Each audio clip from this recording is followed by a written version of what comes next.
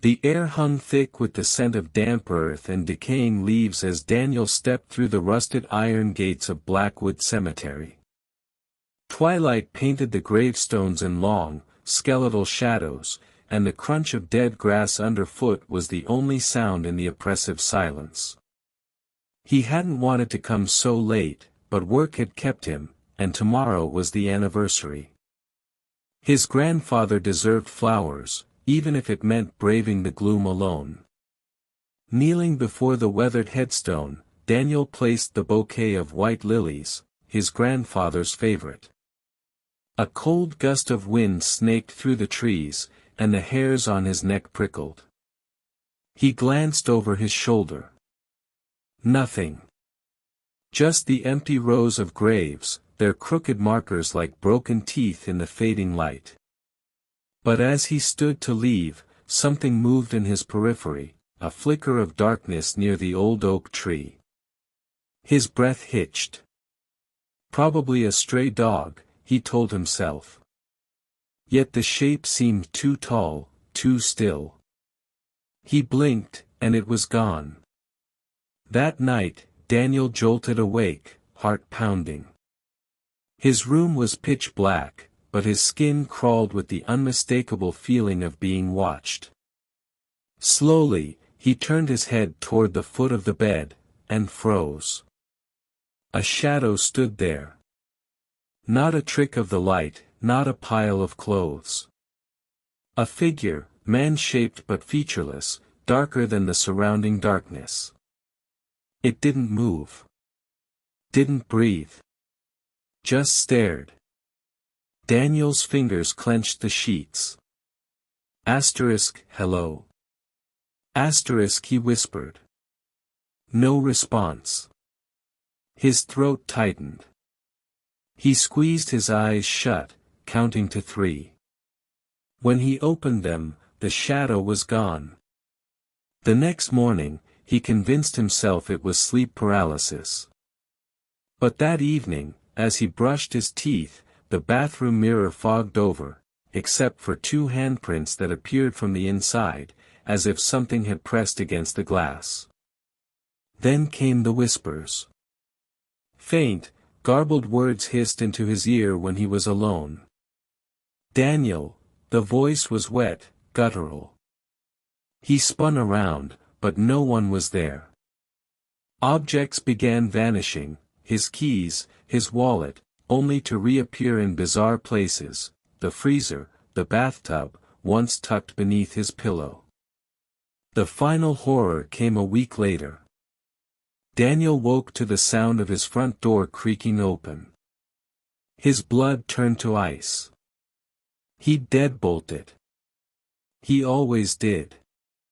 Silence. Then. Drip. Drip. Drip, asterisk.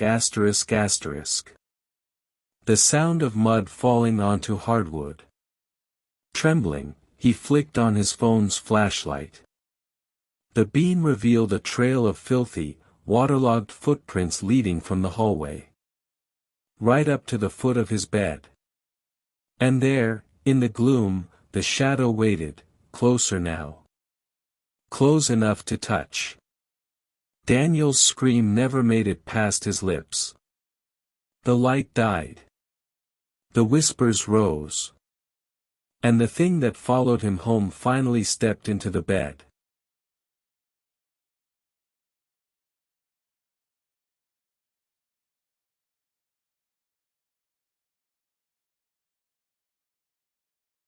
The moon cast silver streaks across the cemetery as Ethan knelt before the marble headstone, his fingers tracing the freshly carved letters, Lena Hayes, beloved beyond time.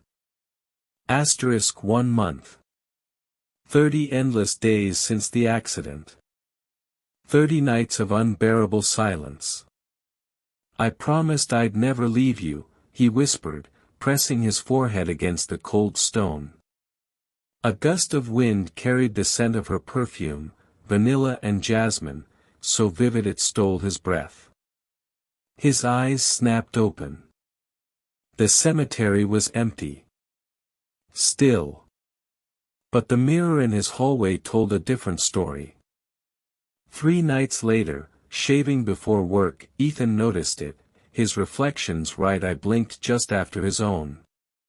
He froze, razor hovering mid-stroke. The reflection stared back, its smile stretching a fraction too wide. Tired, Ethan muttered, turning away. Yet the image lingered in his mind, those eyes, darker than his own, watching him a beat too long. Then came the evening he saw her.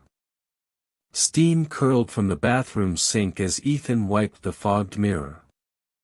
His reflection appeared normal at first, until a pale hand materialized on his shoulder in the glass. Lena stood behind him.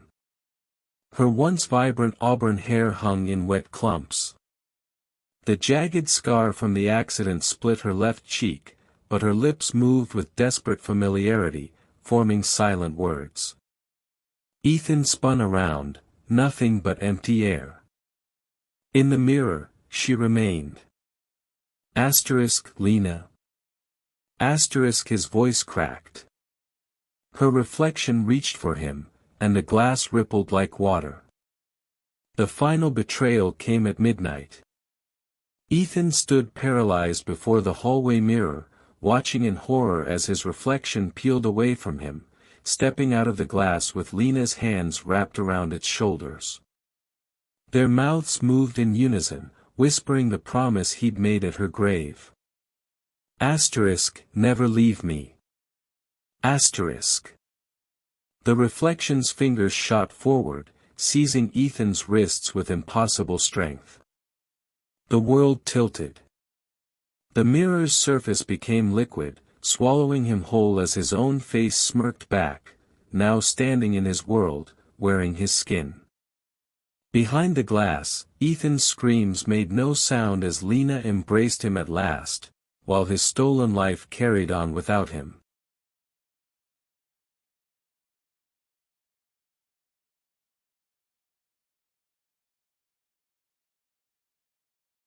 The movers had warned Sarah about the antique mirror. Creepy old thing came with the house, they'd said, leaving it wrapped in quilts in the basement storage room. But when Sarah pulled away the fabric on that rainy afternoon, she uncovered more than just glass and tarnished silver.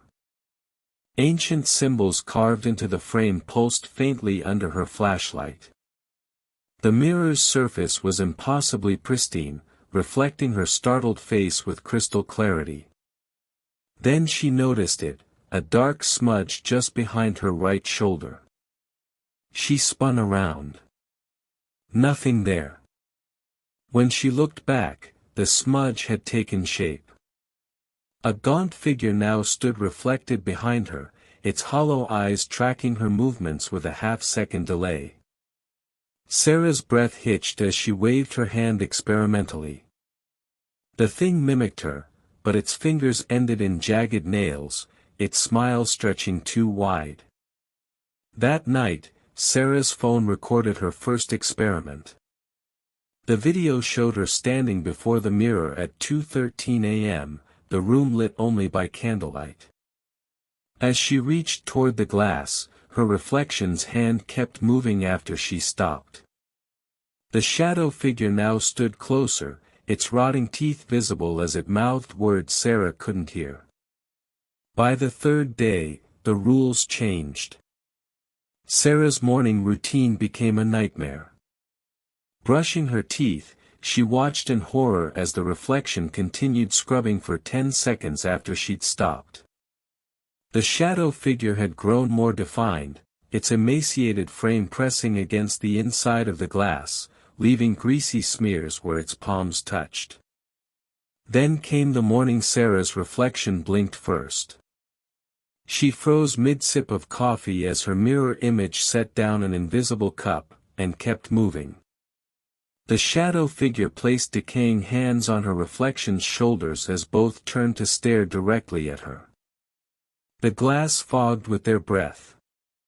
That's when the first crack appeared. Sarah was unpacking groceries when she heard the shattering crash from the basement. The mirror lay in pieces, except for one jagged shard still hanging in the frame. As she bent to examine it, the fragment reflected movement behind her. Something stood at the top of the stairs. Its head tilted at the exact angle her reflection used to. To be continued, subscribe and hit the bell for part 2, security footage reveals what happened next.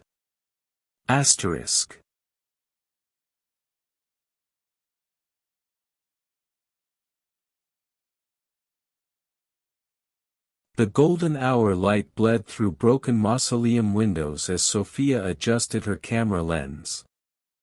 Willow Ridge Cemetery had been abandoned since the 1920s, the perfect location for her Gothic photography project. "Just a few more shots," she muttered, stepping over a collapsed iron fence. The shutter clicked, capturing angel statues with missing wings and a particularly eerie tombstone carved with the words "taken too soon." A chill ran down her spine when reviewing the image on her DSLR screen. Something pale blurred behind the tombstone, maybe a trick of the light. She hadn't seen anyone else in the cemetery. That night in her dimly lit apartment, Sophia's blood turned to ice as she zoomed in on the photo. A face. Not a smudge or pareidolia, but a face, gaunt, with hollow eye sockets and skin like wet newspaper. It peered from behind the tombstone, its mouth stretched in a grotesque smile. The metadata confirmed no edits. No filters. Her hands shook as she scrolled to the next photo. The figure had moved closer, now visible from the waist up, its elongated fingers gripping the tombstone's edge. In the third shot, it stood fully exposed between two graves, its head cocked at an impossible angle. By 3 a.m., Sophia had deleted every file, yet the photos kept reappearing in her gallery. Worse, new images appeared that she'd never taken. Selfies from her bedroom showed the creature standing behind her sleeping form. A close-up of her bathroom mirror revealed its rotting hands pressing against the glass from the other side. The final photo appeared as her phone's lock screen at dawn. A close-up of its decaying face, lips peeled back from blackened teeth, taken from inside her darkened hallway. The timestamp read "now." A wet clicking sound came from outside her bedroom door. Sophia's scream echoed as her own camera flash illuminated the figure standing over her bed, its grin matching the photograph exactly.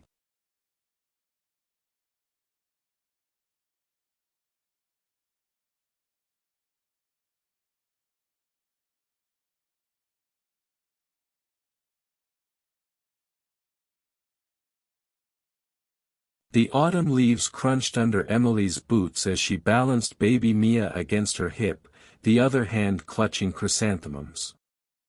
The family plot hadn't been visited since Grandma Ruth's funeral, exactly 1 year ago today. "Say hello to Great-Grandma," Emily whispered, placing the flowers by the weathered headstone. A sudden gust made Mia giggle as if tickled by invisible fingers. That's when Emily noticed it, the scent of rosewater and menthol, Grandma Ruth's signature fragrance, lingering around the grave. At 2:17 a.m., the baby monitor hissed to life. "Hush little baby, don't say a word." Emily sat bolt upright. The voice, ancient and crackling like a worn record, sang the lullaby perfectly, just as Grandma Ruth used to. She stared at the monitor's glowing display showing Mia's empty crib. "Must be interference," Emily muttered, rubbing her arms. Then, "Maia," the voice whispered, elongating her daughter's name in a way that made Emily's milk let down in panic.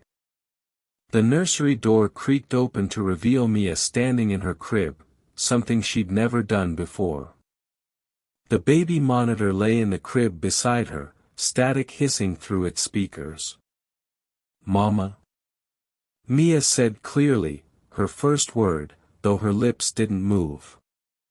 That's when Emily saw the shadow pooled in the rocking chair. It coalesced into a familiar shawl-clad figure, gnarled hands keeping time with the lullaby. "Mama's gonna buy you a mockingbird." The scent of rosewater flooded the room as Grandma Ruth's corpse grin turned toward Emily. Mia clapped her hands, answering in perfect unison.